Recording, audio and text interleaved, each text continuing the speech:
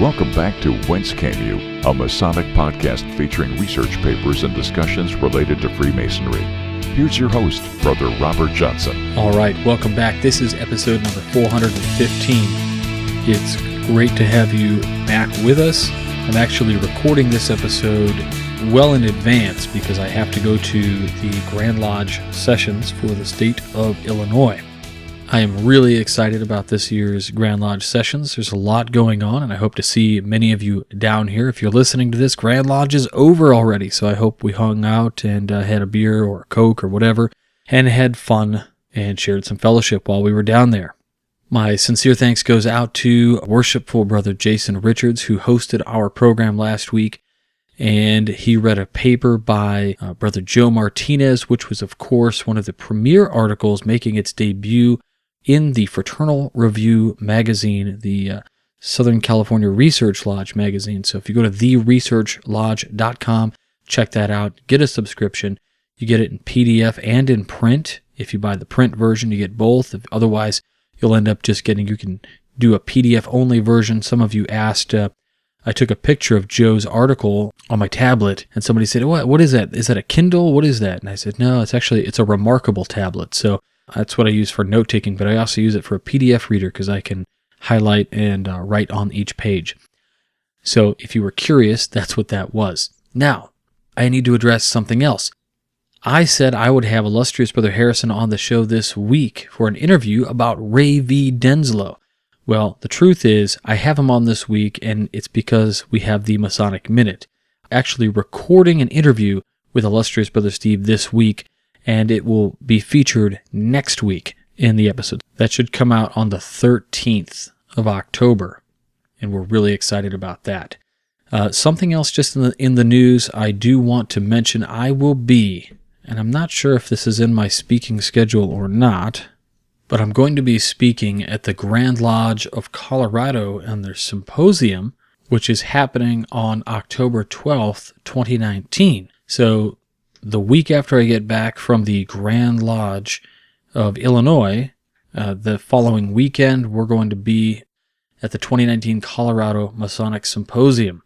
At the time of recording this, it is 11 days, 1 hour, 59 minutes, and 46 seconds away. That's right, they got a ticker on their website.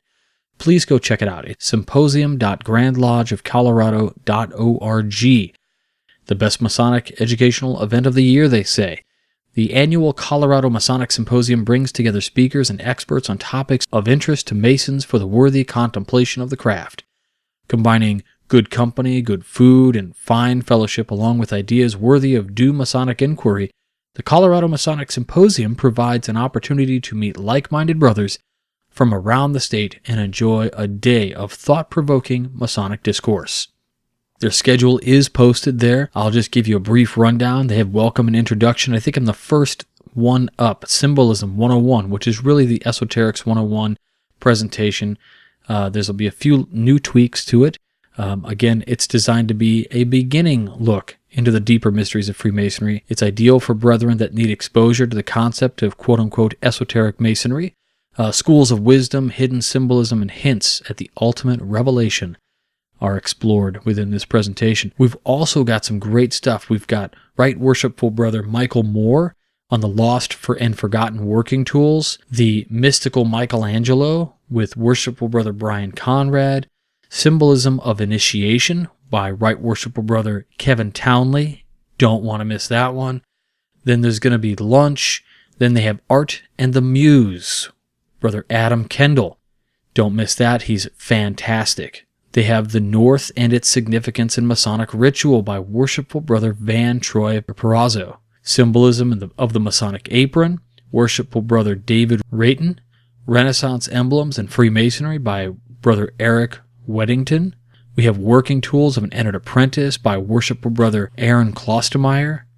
Masonic Research Methodologies, which will be a panel discussion or workshop with myself and Brother Adam Kendall. But the really cool thing is we've got some breakout sessions where the State Education Officer of Illinois, my best friend Scott Duball, is going to be with us all day. And he is a foremost expert on many things. Notwithstanding, Masonic research. So you're going to want to pick his brain too. Then they've got the Worshipful Master's Secret Authentic Leadership, which is Worshipful Brother Bobby Jukum, and The Greatness of the Lesser Lights, Most Worshipful Brother Adam Hathaway. And then, of course, 6 to 8 p.m., no Masonic education would be complete without some sort of a festive board. So they've got a banquet with keynote Right Worshipful Brother Ray Dunn. He's from Denver 5, which is a fantastic Masonic lodge, and you've all known, if you listen to this podcast for a long time, I had Brother Colombo, who is a worshipful brother of Denver Lodge also. And he's also, Colombo, was also the man behind much of the layout for the Rocky Mountain Mason magazine. So this is really an amazing opportunity to go to. I know I'm taking up a little bit of time talking about it, but it's a really big deal, and I think you all should make it a priority. You can get tickets right now. They're on sale, and the tickets there for registration, they have an individual registration, which includes lunch at $75. They do group for 10 or more is $65. Festive board dinner is $27.50, and then there's the fraternal donations and individual registrations after October 4th at 12 p.m. No lunch provided, $65. So get on this as soon as possible. You're probably hearing this. If it's on Sunday when this comes out, you're hearing about it on the 6th, so you might run into some issues. So maybe email them and see if you can get on the list for dinner or what have you. But should be a wonderful event. So this week I've got 2 papers, and of course, one of them is a fantastic piece that just ran on the Midnight Freemasons. I loved it so much as a great blog. I wanted to read that, and I also wanted to read a really interesting piece by an unknown author. There's a blog out there that is run by an anonymous brother, and maybe I know who it is, maybe I don't, but we'll protect all anonymity here. I wanted to read a post that he wrote, which I found to be really insightful. Comes from the heart, and so we'll read that coming up.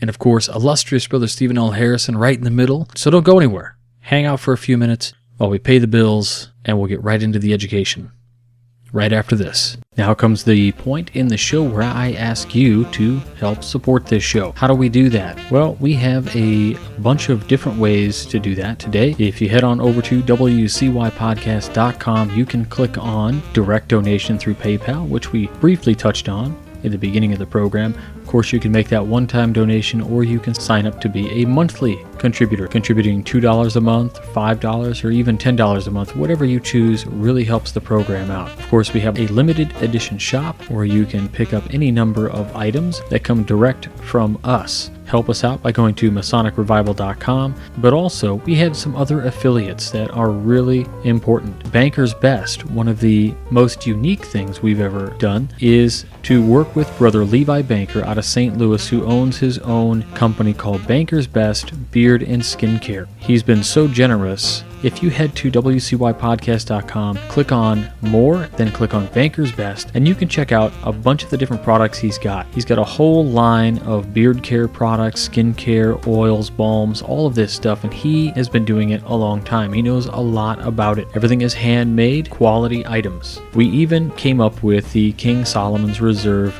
Beard Balm, which is a few years old now, but remains one of the great products that he still offers. Even the artwork on the bottle was done by a brother. The nice thing about this particular product is 50% of the proceeds come back to the program. If you're a history guy like me, then you'll be pleased to know that what makes the beard oil and balm very special is that it was made utilizing the fragrances specific to the exports of King Solomon's time and location, which is amazing. So black fig and honey is the formula. Luxurious scent, as Levi says, truly fit for our first Grand Master. If you use the promo code BBWCY357 at checkout, you'll also get a little bit of a percentage off. Please check that out. Banker's Best, or just head on over to buybankersbest.com. We also have a code with On It. You can go to our website, click on More, then go to On It, and you can click through any of the links here, or just go to onit.com and use the promo code WCY at checkout. You'll get 10% off, and they'll send a little bit back to the program to help us out. And of course, it's business time.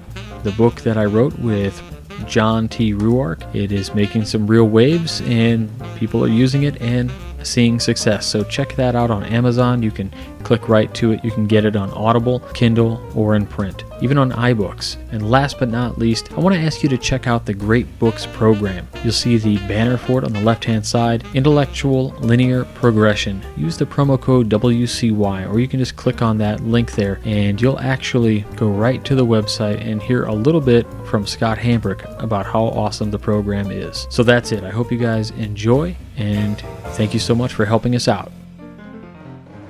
Super. All right, we're all done paying the bills, except for I do need to mention a couple more things. If you support us on Patreon, which is the exact same thing as supporting us there on PayPal, whether you are a fellow contributor or a producer, we appreciate it. Check it out, patreon.com/WCY podcast, or maybe it's WCY podcast /Patreon. Either way, search for Whence Came You or WCY Podcast on Patreon, and you'll find us, or you can just head on over to WCYpodcast.com, click on Support Through Patreon. Same exact tiers again as our PayPal subscribers. And two more things really quickly before we hop into the education. People have been hitting me up and asking how much are the tickets going to be for Masonic Con Chicago. Well, I don't know yet. I am doing my best to crunch numbers and to keep things super affordable. I can tell you that tickets will not be cheaper than $100. I know that, and that's just due to the massive size of the event and flying out 11 speakers. So we're going to have a phenomenal premiere event that will not be matched anywhere near this caliber in our locale of the country, so just keep that in mind. Also, our brothers of Texas, I just saw that Texas Masonicon has their dates for the Texas Masonicon 2020 already. They're looking at July 25th, 2020, and it runs all day. They're starting at 8 a.m. So go to TexasMasonicon.com for more information on that. It's from Fort Worth Lodge 148. They're doing a phenomenal job, Rit Moore and all the brothers out there, so check that out. All right, so the first piece this week is called Reciprocal Mentoring and Why It's the Key to Freemasonry's Future. It's by Midnight Freemason contributor, worshipful brother, Darren A. Laners. When I posted this originally on the Midnight Freemasons, I really kind of super focused on one quote within the paper. The whole paper is wonderful, but the quote that I chose to kind of promote the piece says, "Suddenly, the mantra of we've always done it this way can be replaced with let's try something new." And that might be scary, but let's hear what worshipful brother Darren A. Laners has to say. A few years ago, reverse mentoring was the hot new trend in the business world. It was an initiative in which older executives are paired with and mentored by younger employees. It is seen as a way to bring older employees up to speed in the areas that they might be lacking knowledge in, such as new technology, current trends, and social media. This turned the idea of mentoring on its head by allowing younger employees to feel empowered and to help change the corporate culture. Freemasonry, in almost all circumstances, uses the traditional model of mentoring. Recently, I've read a fantastic series of articles by Midnight Freemason founder Todd E. Creason. In his latest article in the series, Freemasonry's Future Part 2, Todd asks the following question, quote, "How do you think future generations of Freemasons are going to act if we don't teach them to be Freemasons, serve as examples, and correct them gently and compassionately when they need it?" End quote.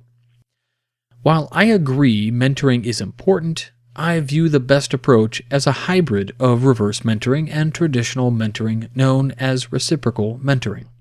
Let's face some hard facts. What we've been doing in Freemasonry isn't working.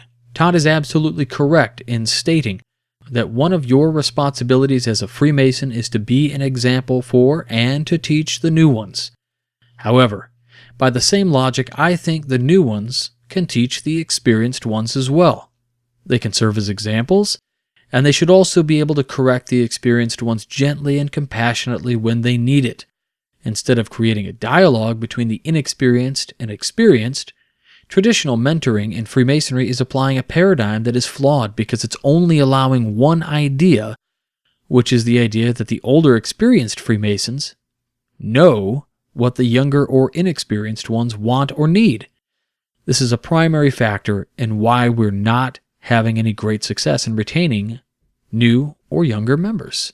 As mentioned above, the paradigm where older or experienced Masons assume that they know what the younger, inexperienced members need is flawed.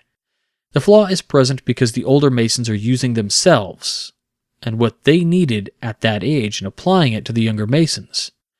It is the equivalent idea to the old past master who objects to every new idea brought up during the stated meeting because, well, we've always done it this way. Times have changed.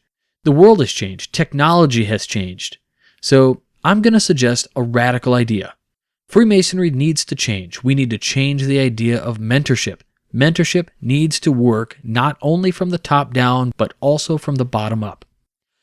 This past April, Todd Creason invited Greg Knott and myself to join him at Vitruvian Lodge in Indianapolis, where he had been invited to speak. Todd spoke about how he recently joined a new church. The pastor of the church had an uncanny ability to figure out his congregation's individual talents and to use them for the betterment of the congregation as a whole. In Todd's case, the pastor discovered that he could play piano. It wasn't too much longer after that Todd found himself playing the organ at his church services. Todd's point was that in order for Masonry to succeed, we need to make sure that everyone was given a role, that everyone has unique talents, which, if utilized, could better the fraternity, but that we need to seek out those talents. This is exactly what we should be doing as part of our intender or mentoring programs. For those of you that are unfamiliar with the term, the Intender Program is a mentoring program that the Grand Lodge of Illinois set up to assign a new candidate an experienced Freemason to guide him through his degrees, teach him the catechism, and how to be a Freemason. I'm certain that it probably exists in every Grand Lodge, even if it's known by a different name. It is during this time that the intender should be learning what skills the new candidate might possess or lack. It is also the time where the intender should be looking at helping the new candidate with skills in the areas where he lacks them, but also giving them a purpose in teaching others in areas where he possesses skill or knowledge. This is also the time where expectations of both parties are defined and the rules of the mentoring relationship are agreed upon. For example, if a younger Master Mason has no desire to immediately be placed in a chair, then is it fair to him to put him into a chair immediately? By the same token, would you make the oldest member of your lodge the chairman of the social media committee if he's barely able to work a PC? Wouldn't it make more sense to have the younger Master Mason take on that role, but maybe help teach the older member social media, and have the older member sit in the chair and help teach the younger Master Mason his role in that chair? The mentoring process should be reciprocal. Furthermore, the intender should be gathering an idea of what the candidate wants out of Freemasonry instead of assuming that they know what they need, as alluded to above. If the new Freemason wants to know about some of the more esoteric interpretations of the symbols and ritual, and his intender doesn't know much in that area, then we need to be able to have another brother with more understanding of that subject mentor him in that particular area. By the same token, you wouldn't want a brother who doesn't know ritual very well to serve as a mentor to a younger brother who is really interested in learning the ritual. We need to be flexible in our approach to mentoring.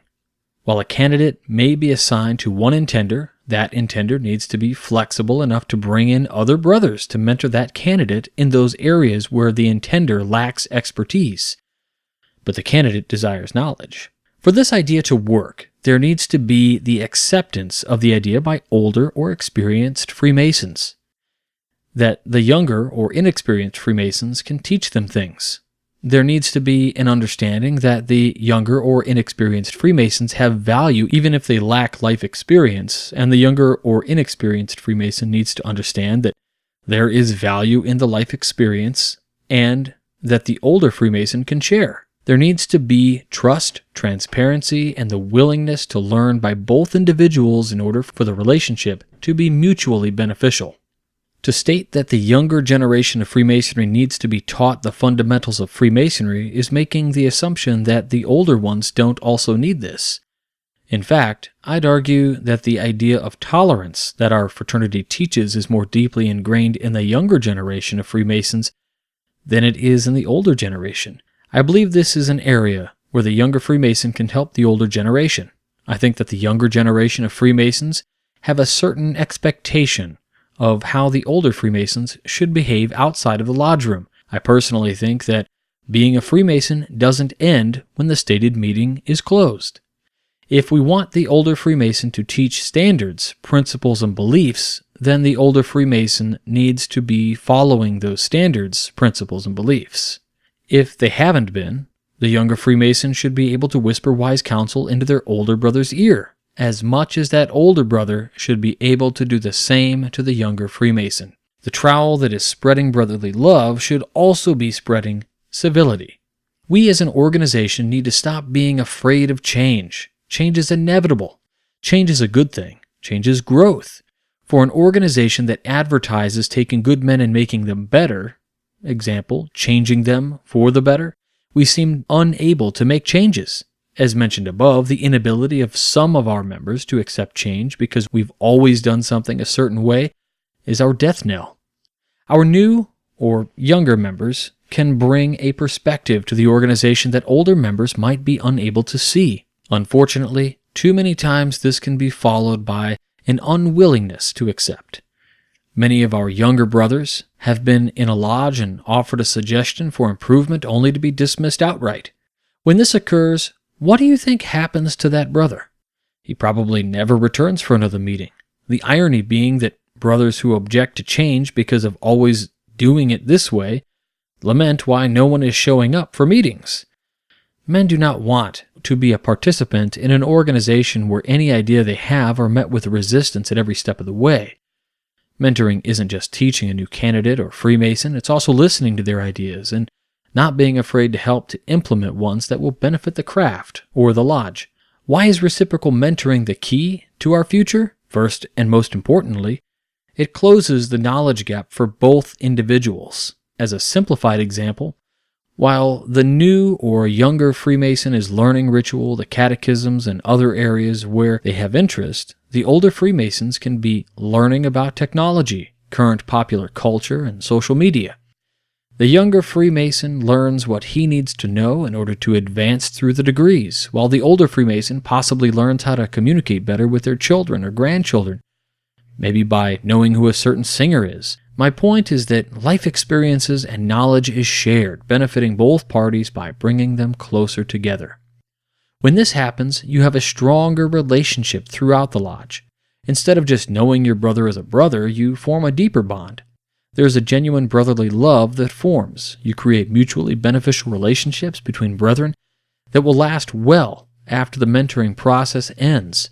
In creating a greater understanding, you also create new channels of communication and trust between brethren. Suddenly, the mantra of, "We've always done it this way," can be replaced with, "Let's try something new."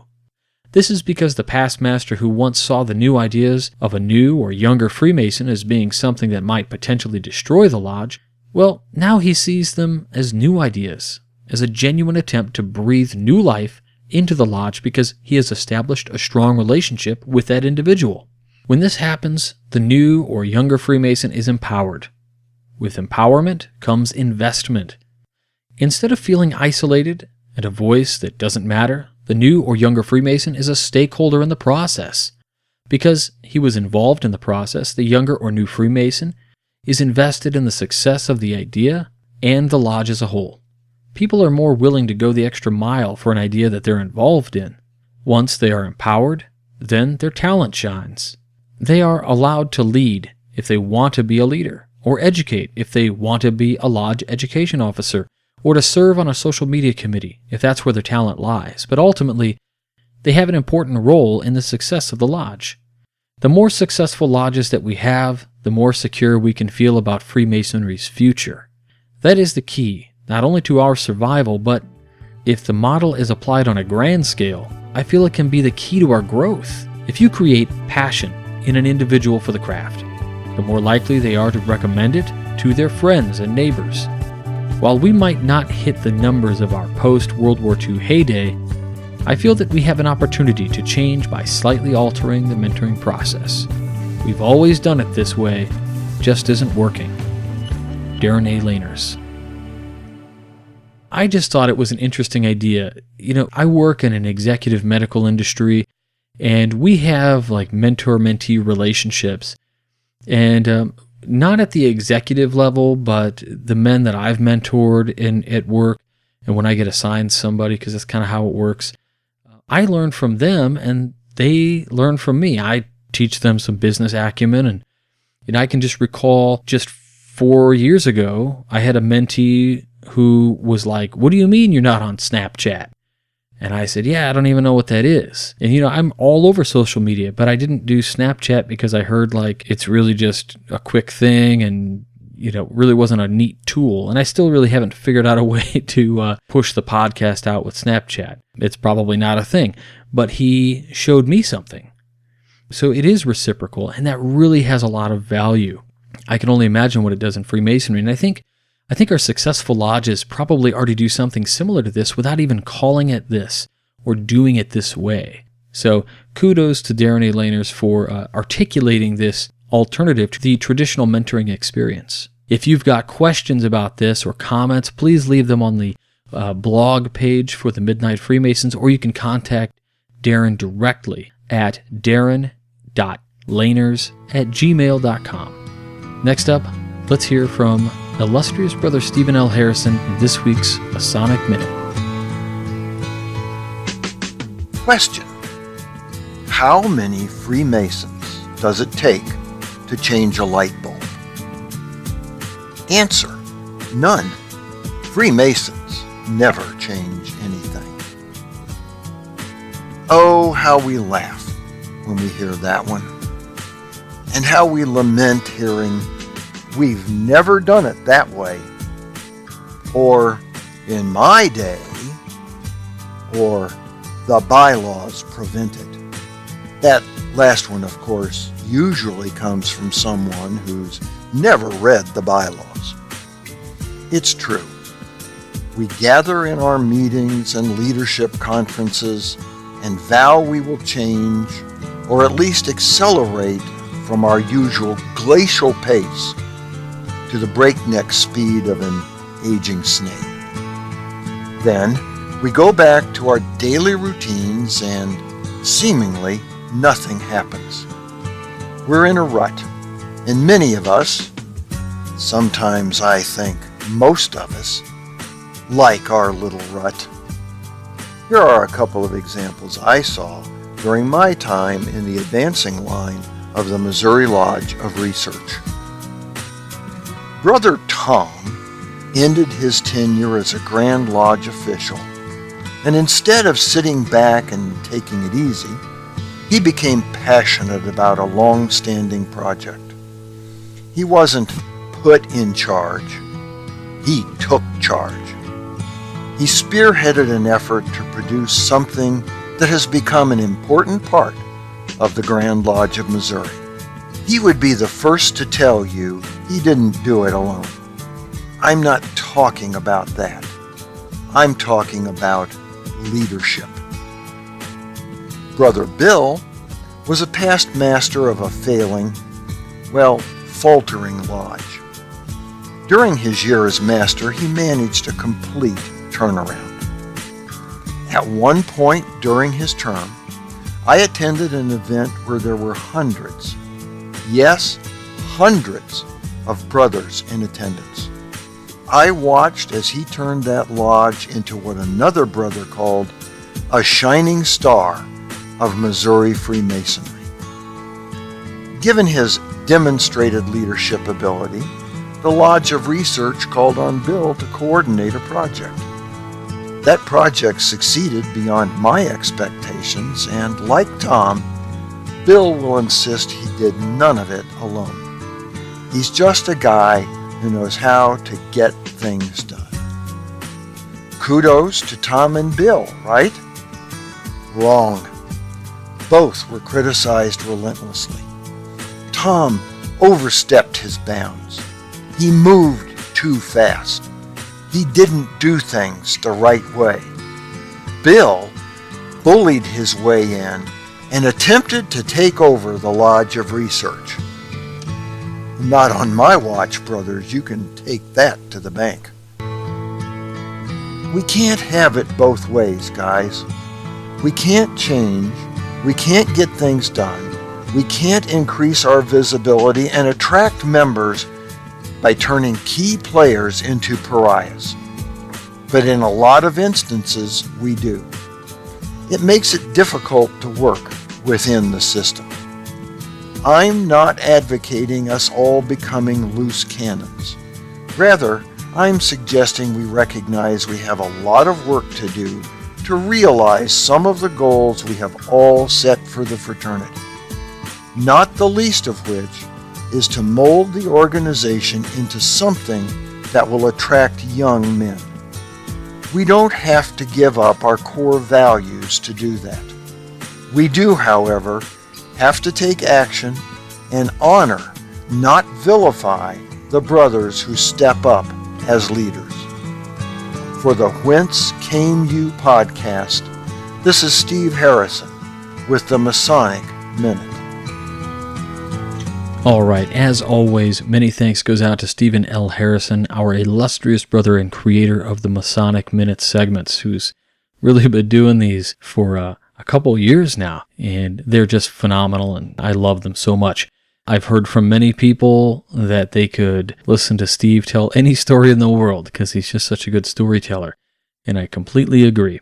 Imagine how cool it's going to be on the next episode of WCY Podcast when we have illustrious Brother Harrison here to tell us all about Ray V. Denslow. And you might not know who that is, and that's okay. You're going to learn. And what I hope you take away from it or going into it is how foundational this particular gentleman was in American Freemasonry in the 20th century.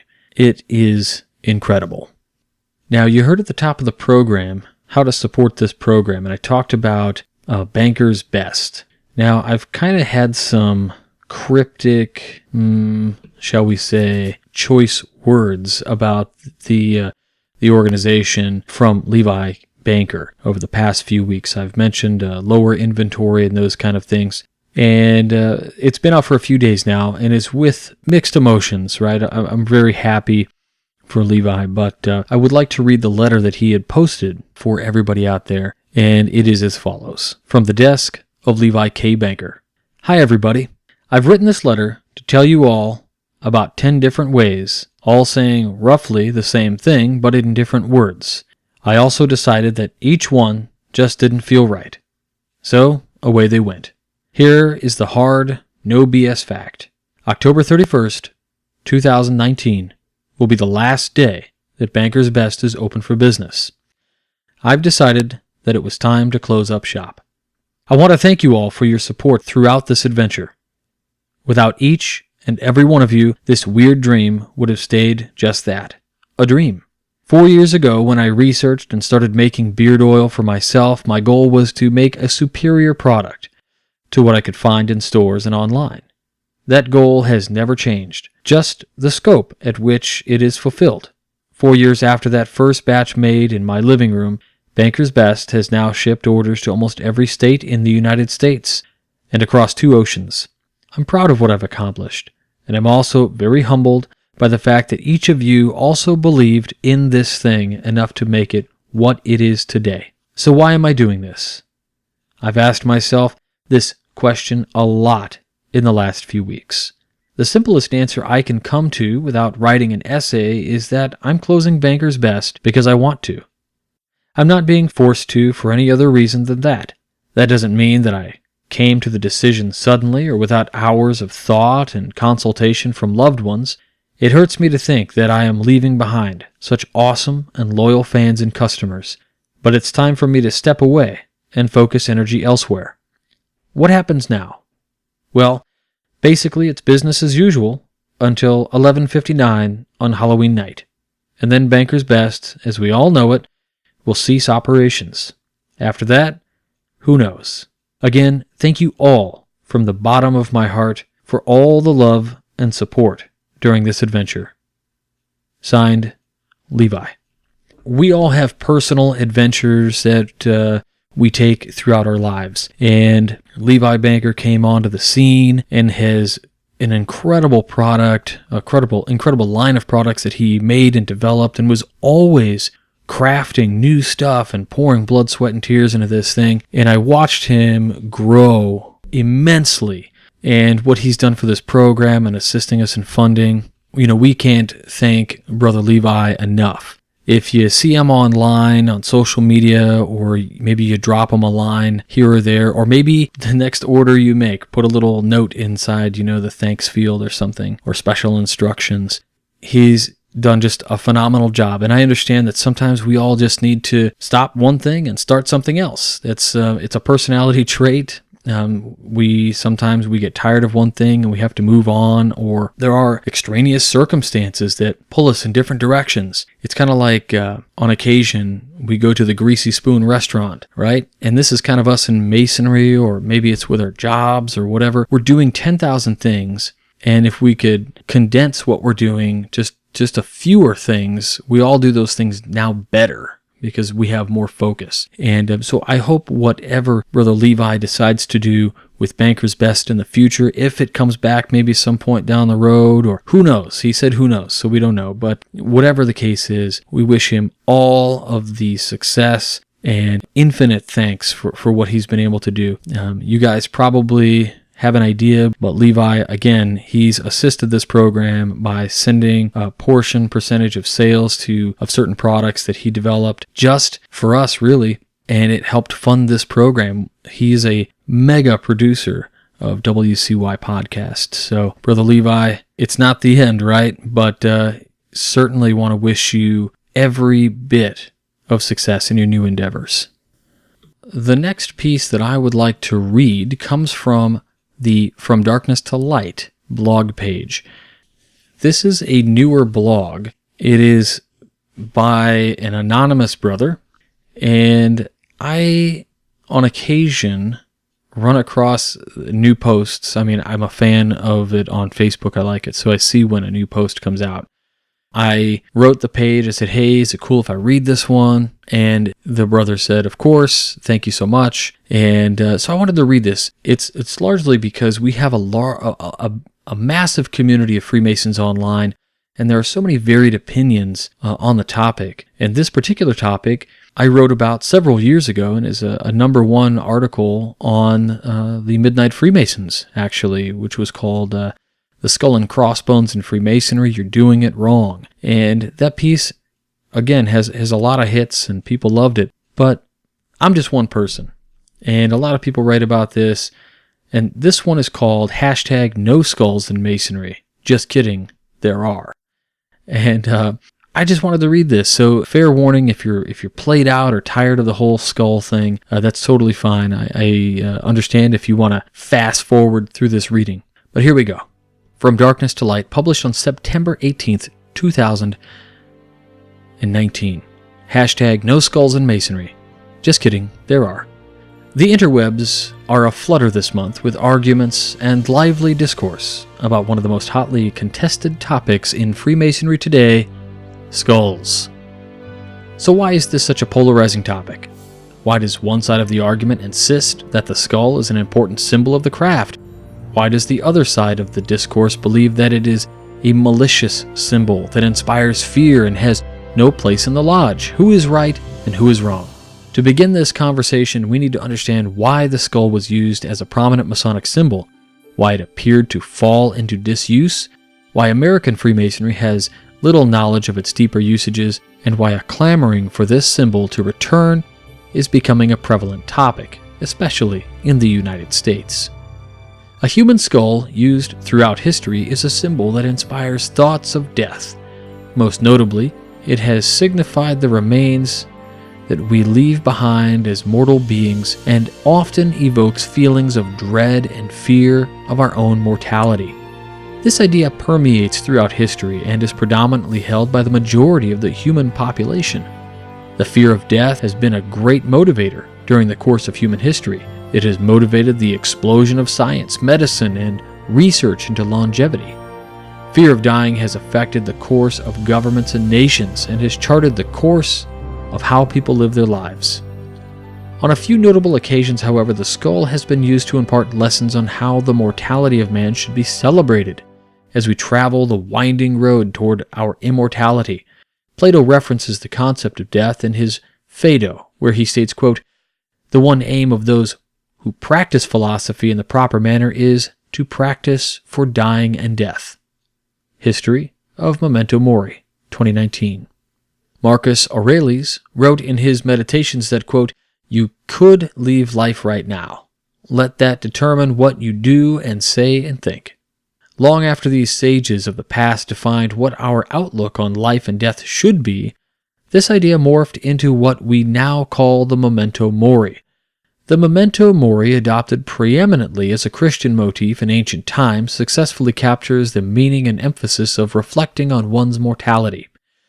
The skull and crossbones attributed to the Memento Mori symbology, misunderstood and overutilized to describe danger or death, is an old symbol for reflection that predates craft lodges by centuries. To be clear, poison, danger, pirates, and fear are not the purposes of the Memento Mori.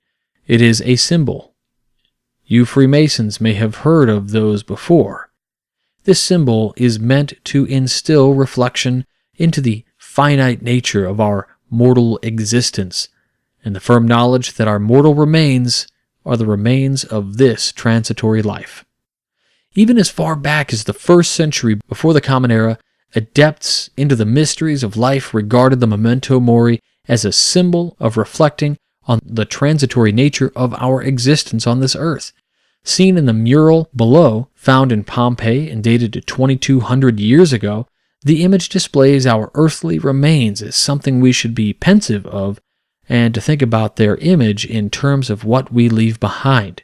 Truer ideas could not exist in a more poignant location as Pompeii. Death, as the Great Leveler, is depicted in this mural, originally found in Pompeii. It can now be seen at the National Archaeological Museum of Naples. On either side of the skull, in perfect balance on the scale, are the symbols of poverty, the beggar's cane, and wealth, the scepter, meaning that death comes for all, both the rich and the poor alike. Freemasons should also pay special attention to the use of the plumb line, balanced perfectly on the skull, and a level at the top, showing that the weights of both wealth and poverty are equal on either side. Further denoting the balance that mortal death has for us all is the fact that the skull is perfectly balanced atop a wheel and never teetering to one side or the other. Other pre-craft depictions of the Memento Mori can be found in the hundreds of years before it rose to prominence in Masonic lodges. Another notable example is the Baroque-era painting by Philippe de Champagne titled Still Life with a Skull.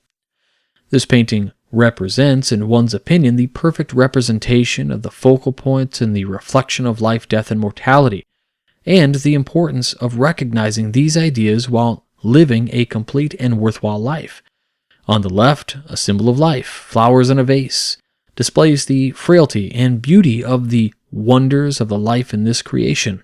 In the center, the skull representing death and what one truly leaves behind. On the right, the hourglass, a striking reminder that we measure life by the sands of time, always moving in one direction, from birth to an inevitable death. Freemasonry has lauded and derided the use of the Memento Mori in its official 302-year history.